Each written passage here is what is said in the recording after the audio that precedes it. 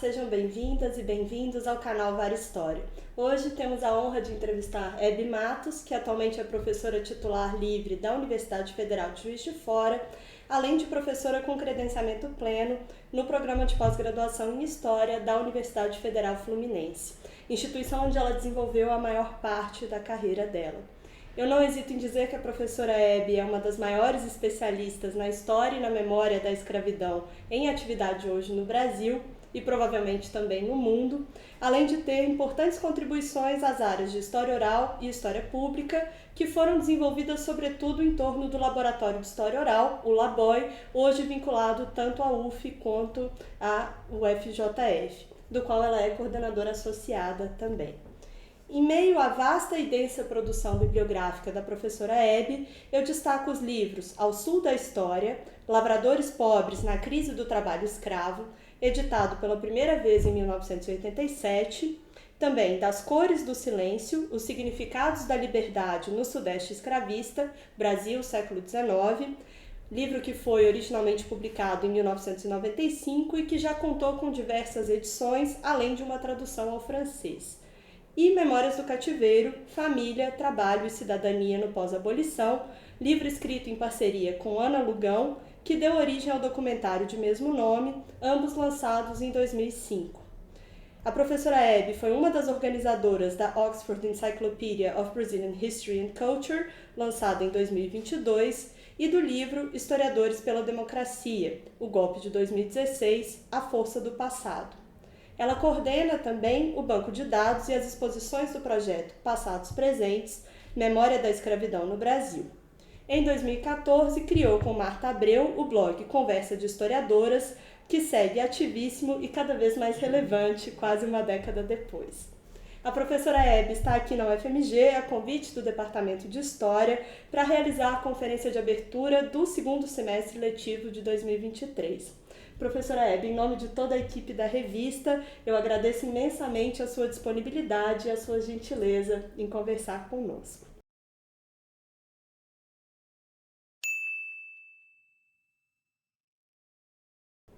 Bom, Hebe, a conferência que você vai fazer logo mais gira em torno do trabalho que você vem desenvolvendo de organização, edição e apresentação crítica dos diários e das cartas de André Rebouças, um intelectual negro que viveu entre 1838 e 1898 e que é conhecido, entre muitas outras coisas, pela atuação que ele teve no movimento abolicionista. Você poderia nos contar um pouco sobre como surgiu o seu interesse pelo André Rebouças e como tem sido esse processo de edição? E o que eu queria destacar aqui, que me chamou a atenção, a dispersão da documentação pessoal do Rebouças. Ela está em parte na Fundação Joaquim Nabuco, em parte no Instituto Histórico e Geográfico Brasileiro, em parte na Biblioteca Nacional e em parte sob guarda da família, não é isso? Então, eu queria te ouvir um pouco sobre o que os caminhos da constituição desses acervos e também a perda de elementos importantes dos escritos do Rebouças ao longo dos anos, o que isso pode nos dizer sobre a história e a memória das pessoas racializadas no Brasil e particularmente daquelas que atuaram como intelectuais. Bom, primeiro, muito obrigada pela apresentação super gentil, pelo convite, pelo prazer de estar aqui fazendo uma conferência na UFMG e fazendo uma entrevista com a Var História, uma revista que é de referência para a nossa área. Então, estou muito feliz mesmo de estar aqui. E pela excelência das perguntas, começando pela primeira. Eu vou ser mais breve sobre como eu chego ao André Rebouças, porque senão eu posso fazer uma conferência aqui, mas realmente o André Rebouças ele entra na minha vida por volta de 2004, quando eu defendi a minha tese de professora titular na UF. Eu trabalhei com indivíduos negros livres em várias temporalidades que tinham algum tipo de escrita na primeira pessoa. Na verdade, eu trabalhava com Memória do Cativeiro no século XXI, trabalhava sobretudo com o pai do André Rebouças, no século XIX, e vinha investigando o Henrique Dias, um homem negro livre que ganha patente de mestre de campo no século XVII, nas guerras contra os holandeses.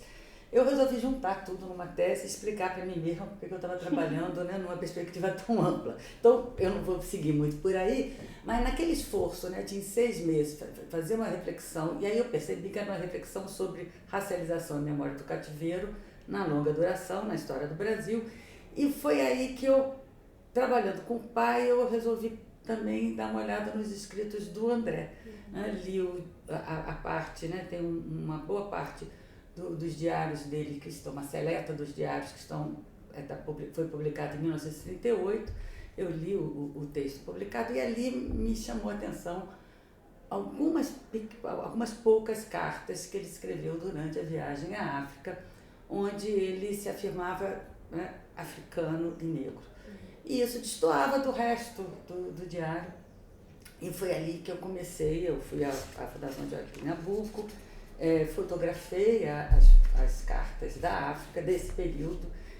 E como eu fiz muita coisa depois de 2004, eu abri meu leque ainda mais, eu fiquei, né, com aquelas cartas 15 anos. Né, eles falam, eu conto isso no livro Cartas da África. Então, o André entra assim na minha vida e fica um pouco ali estacionado, eu relendo esse período dele. E aí a pergunta que eu acho muito interessante, que depois eu vou voltar um pouco ao projeto que eu cheguei, né? Eu escrevi alguns artigos sobre ele e o pai, né? Essa tese titular ela acaba se transformando em vários artigos, e aí vem o convite da Chão de editar as próprias cartas. No início falei, pronto, isso vai fechar a minha trajetória com o André, é isso que eu vou fazer, eu vou editar as cartas, fazer um pós-fácil, a reflexão, né, sobre o André e o pai, né, a partir da dupla consciência de intelectual negro e ocidental, é de 2004, eu vou fechar isso. E aí eu entrei numa outra aventura, né, que eu não consegui parar, eu comecei a achar a leitura, né, dos diários pessoais do André, uma aventura literária, e é um pouco o novo projeto. Mas aí vamos aí na medida que então o conjunto passou a me interessar, né, eu tentei explicar exatamente essa dispersão da coleção. Né? Quando ele morre, né, em Funchal, no Alto Exílio, né, e primeiro vem o corpo, depois vem toda a documentação que estava com ele. Né? Então, a gente pode resumir assim, eu acredito que a Guerra do Paraguai, que é o que está, a parte que está na Biblioteca Nacional, eu não tenho como provar isso, mas eu acredito que foi ele mesmo, ainda no Brasil, que doou os registros da Guerra do Paraguai junto com a documentação do pai. Né? A documentação do pai dele está toda na Biblioteca Nacional, uma coleção Antônio Pereira Rebouças, que foi organizada pelo filho. Então, eu acho que nesse momento ele também deve ter doado a Guerra do Paraguai, que ele achou que era muito importante. Ele é um homem memória. Né? Ele no exílio, ele basicamente, aliás, desde antes do exílio, então você tem duas coleções, né? O que existe hoje. Aí há uma coleção que começa nos anos 68, na década de 60 ainda, quando ele retorna dos estudos na Europa, e que vai até 1877 e que que ficou com a família durante muito tempo e que foi doada, já avançada no século XX, na segunda metade do século XX, para a Fundação Joaquim Nabuco. Há uma coleção de diários do período abolicionista, né? É interessante que não é toda, é 83, 84, 85, 87, 88, que foi doado nos anos 40 para o IHGB. Eu acredito que pela família, né, pela sobrinha Carolina, né, nos anos 40. O resto ficou com a família e depois é doado, né, eu não sei exatamente a data, mas na segunda metade do século XX, bem, né, acho que depois dos anos 70, para a Fundação Joaquim Nabuco. E ficou um resíduo, né, sobretudo na casa da Ana Maria Rebouças, né, que é sobrinha neta, ou bisneto, do irmão, né, do Antônio Rebouças, que faleceu cedo, né, mas deixa 2 filhos, Carolina e André, E é nessa família que fica a documentação. Então tem essa dispersão. O que se perdeu nesse processo? Eu acho que alguma coisa se perdeu. Eu acho que se perdeu sobretudo, eu vejo sobretudo nas edições. Né? A Seleta, do Inácio Veríssimo e da Ana Flora, ela tem escolhas, né, muito claras.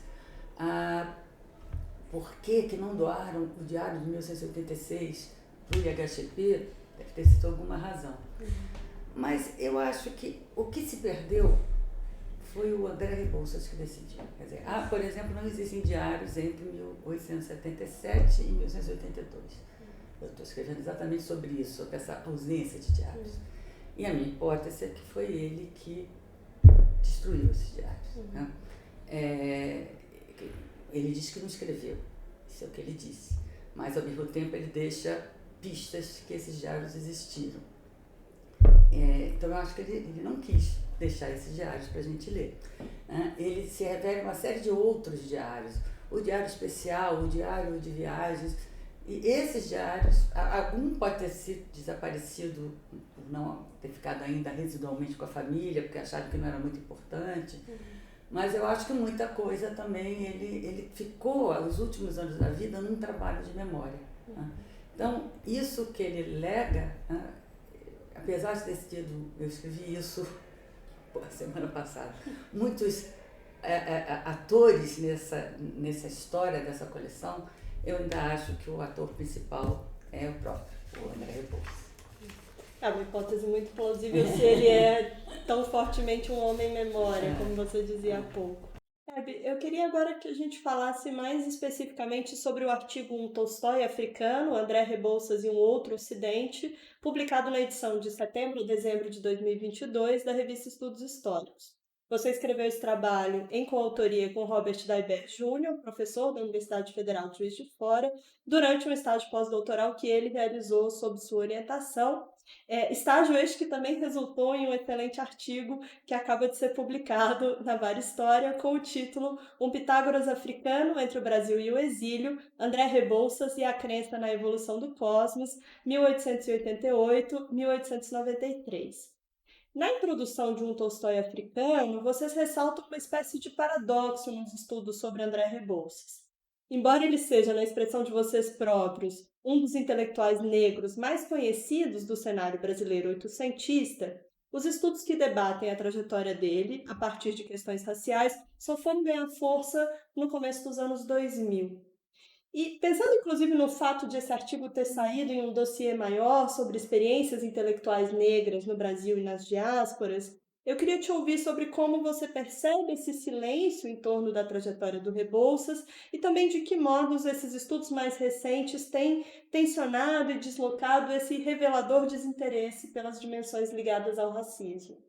Ok, bom, primeiro realmente esse é um artigo que eu gostei muito de escrever. O Robert está fazendo um trabalho sensacional, já saiu 3 artigos muito interessantes ao longo do pós-doc, mas ele continua trabalhando com o pensamento intelectual do André Rebouças no exílio, que também é uma outra área bem menos explorada do pensamento dele, mas vamos dizer a questão da racialização do André. De certa maneira, ele sempre foi. Eu acho que tem 2 maneiras da André Rebouças. Ele tem uma enorme historiografia sobre ele. São muitos, porque o material que ele deixou é muito fascinante e várias pessoas já se debruçaram sobre ela. Mas é muito interessante. Por outro lado, o André Rebouças, até muito recentemente também, apesar de ter nome de rua no Rio e São Paulo, ele não é muito conhecido.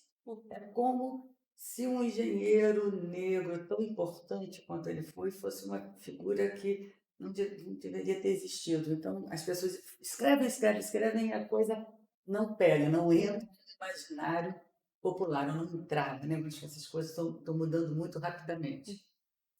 E quando ele era tratado por esses seus muitos biógrafos, em geral, ele sempre aparecia, primeiro, como, num sentido mais conservador, aquela ideia que o século XIX, o Império Brasileiro, né, havia um lugar né, para os negros, então é quase um ícone, né, da possibilidade de democracia racial. Ora, existiu André Rebouças, amigo do imperador, dançou com a princesa Isabel, o Brasil não é racista. Né? Então, tinha esse lado e o outro, e veja os escritos dele. Ele só sentiu racismo quando viajou aos Estados Unidos. É a única vez que aparece nos escritos dele, né, a experiência do preconceito de cor. Então, essa era uma visão muito, muito difundida. Né? E mais recentemente, isso, e aí eu me coloco nesse movimento, a minha tese de titular é de 2004, me chamou a atenção lá aquela cartazinha da África, mas obviamente que não era assim. O pai dele, né? Eu comecei a trabalhar os silêncios e a experiência do racismo na escrita, comecei na escrita do pai, me interessei também pela escrita do André. Porque depois dos anos 2000, eu acho que isso passa muito nesse movimento, que é um movimento que vai atingir a própria historiografia sobre a escravidão, que é pensar os processos de racialização e racismo como algo que tem história, não é um dado. Senso, né, o significado e as formas de racialização da história e o racismo tem uma história específica. E o meu ponto que eu venho construindo desde 2004, que eu acho que falo muito com o André, é que uma das formas do racismo brasileiro institucionalizado vai assumir no século XIX é exatamente o silêncio sobre a experiência negra em liberdade. O André Rebouças e a família Rebouças são uma família difícil de ser desracializada completamente no século XIX, porque eles eram muito negros. O pai dele era mais claro que ele, casa com uma filha de um comerciante negro rico, Maria. Então, os filhos que já nascem, né, diz um deputado, né, da Assembleia Geral do Império, um jurista importante, né, convivendo com a família imperial desde pequenos, mas eram dois meninos bem negros. E havia outros, né? Havia uma pequena elite, né, mestiça que é silenciada. Né? Há um movimento claro na historiografia que Machado de Assis é o mais conhecido, né? Então, Machado de Assis era um homem negro. Ele pode até escolher. Aí as cores, né? Outro dia eu estava vendo uma peça, um, uma proposta de audiovisual sobre o Jogo do Rio. Tinha uma turnê para o João do Rio.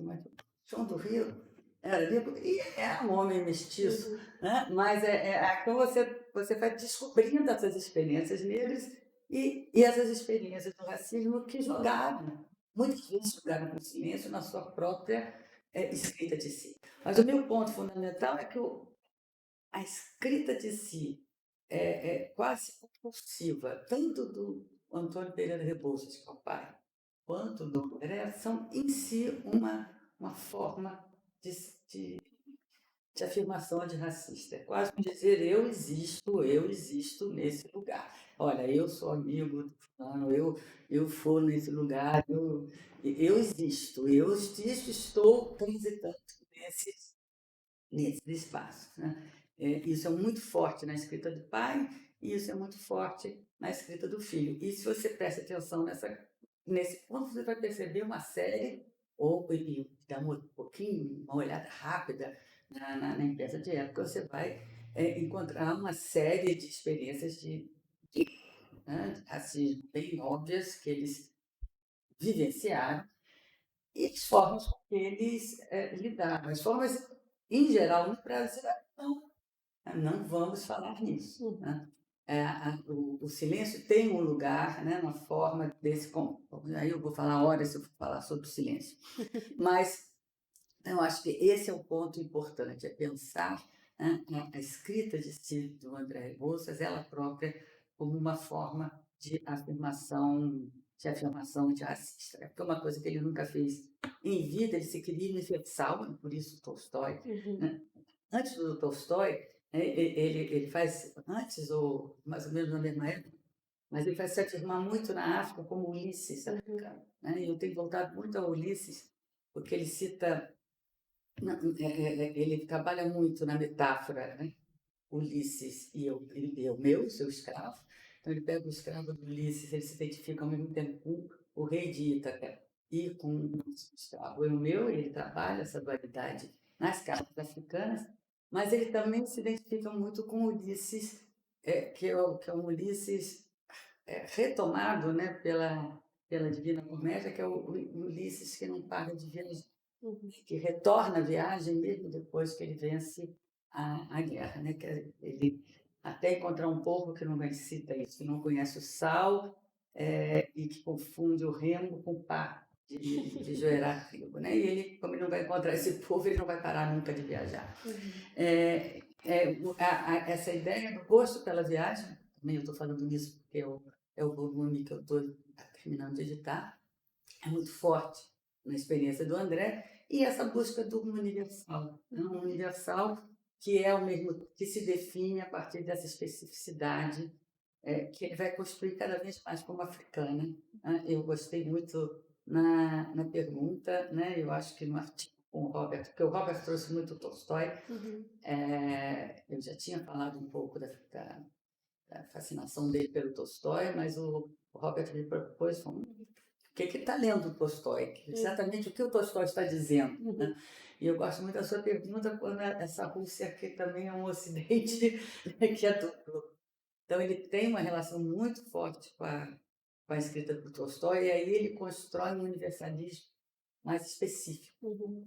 Nas cartas africanas ele vai ficar mais no clássico, né, da dupla consciência, onde ele conversa muito com os intelectuais ingleses, estadunidenses, negros desse meio período, né, com o chamado proto-panafricanismo do século XIX. O pensamento dele na África conversa muito de uma maneira paralela, né? Não que ele esteja lendo essas pessoas, conversa muito com eles. Mas antes, na Europa, né, ele o Tolstói é o que ele leva com ele até o final, né, desse período, né, como homem-memória, esse autoexílio, que ele depois da música ele vai para a ilha de Funchal,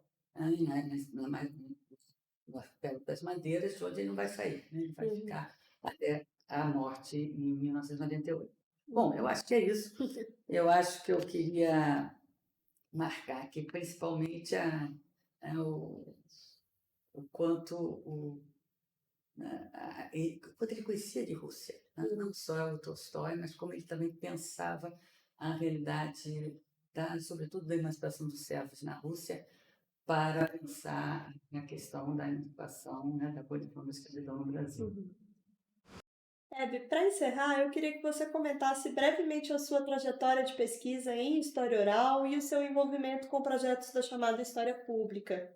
Queria que você falasse um pouco também sobre como você enxerga o atual estado desses campos no Brasil e que potenciais contribuições eles podem trazer.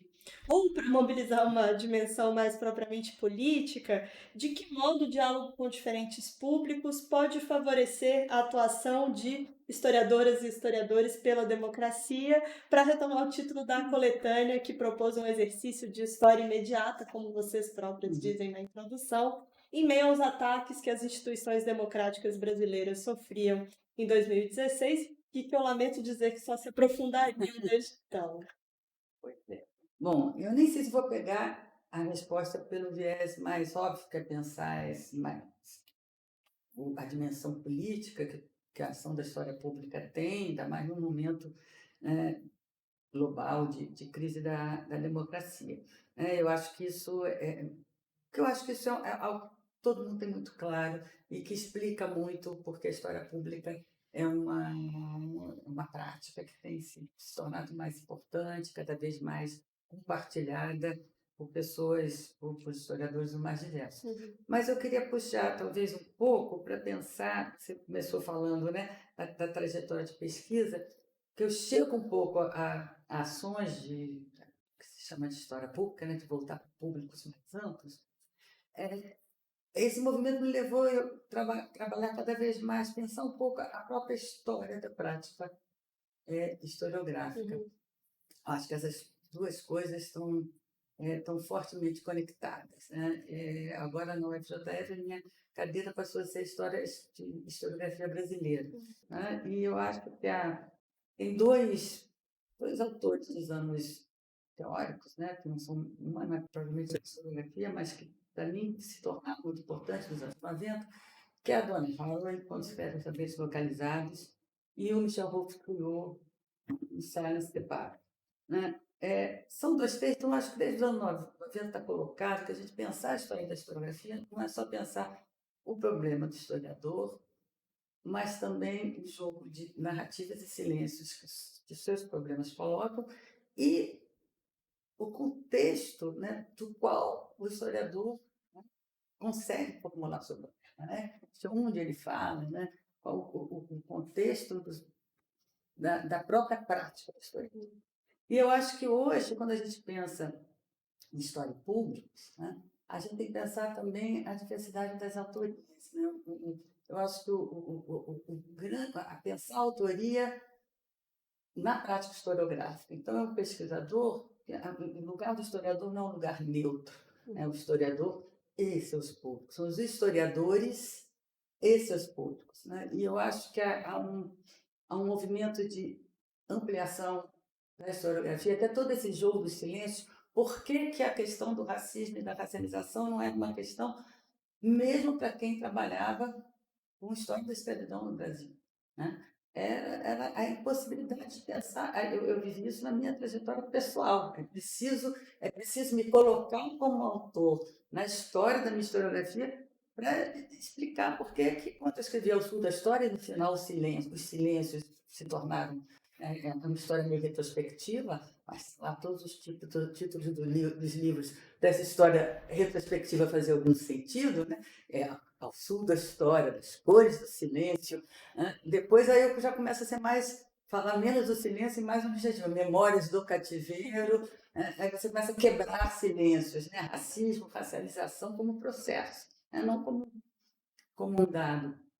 E isso, para você pensar silêncios, é preciso pensar quais as questões que a gente é capaz de formular, o que a gente formula, qual é o contexto social, político, né? Tempo, espaço, mas também, né, lugares sociais que nos permitem leituras, né, contextos intelectuais também. Então, eu acho que o autor, né, ele é muito importante.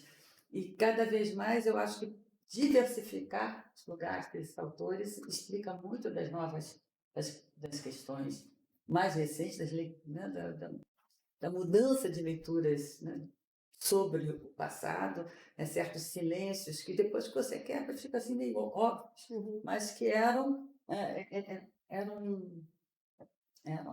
coisas que pareciam absolutamente estabelecidas, né? Eram não questões. Então, eu acho que a história pública passa por essa diversificação da autoria, pensar, e também os públicos, também aquilo que você escreve para os seus pares. Então, nós, historiadores, podemos pensar a escrita que a gente faz para nós mesmos, pensando a pluralidade de autorias, mas essa relação desses autores com esses outros públicos não historiadores. Né? Eu acho que a história pública não é só a gente ir lá dizer a verdade da academia para eles, mas a gente estabelecer um diálogo com quem estamos conversando. Né? Então, atualmente, na minha prática de história pública, eu tenho pensado cada vez mais em diálogos epistêmicos, eu tenho trabalho com comunidades tradicionais, com movimentos quilombolas, e trabalho com a memória deles para fazer história do tempo presente, e aí você tem dois saberes, né,